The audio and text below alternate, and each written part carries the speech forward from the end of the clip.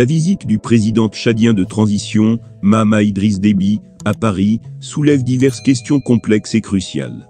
La plus immédiate d'entre elles concerne le récent retrait des troupes françaises du Niger, qui ont traversé le Tchad.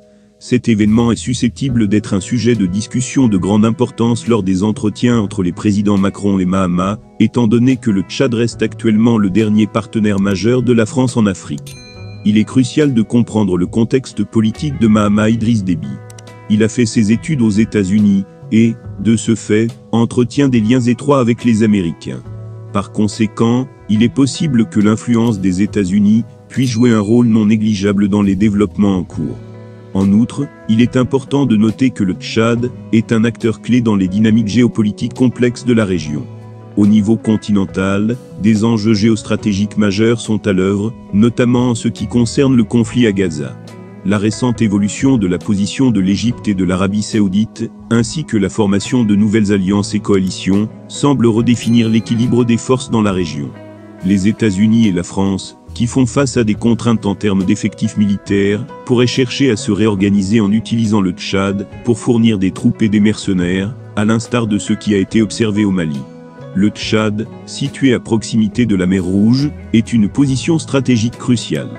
Le contrôle des voies maritimes, notamment dans le détroit de Bab el-Mandeb, est d'une importance capitale pour la navigation maritime internationale.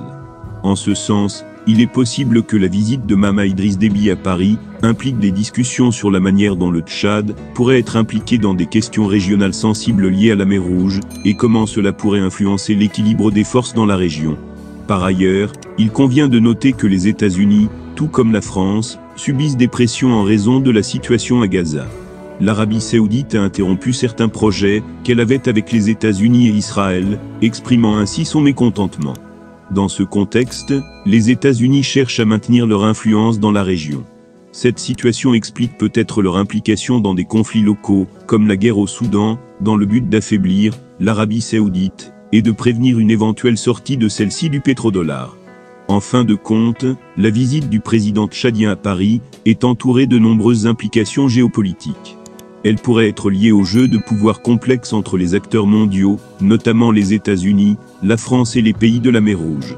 La question centrale demeure de savoir comment le Tchad peut influencer ces dynamiques régionales et mondiales, en tenant compte de ses relations avec les États-Unis, la France, et sa position stratégique à proximité de la mer Rouge. La région Est, un pivot géostratégique majeur, et les enjeux autour de la mer Rouge, ont des répercussions considérables à l'échelle internationale, ce qui rend les discussions entre Mahamat Idriss Déby et Emmanuel Macron d'une importance capitale pour l'avenir géopolitique de la région.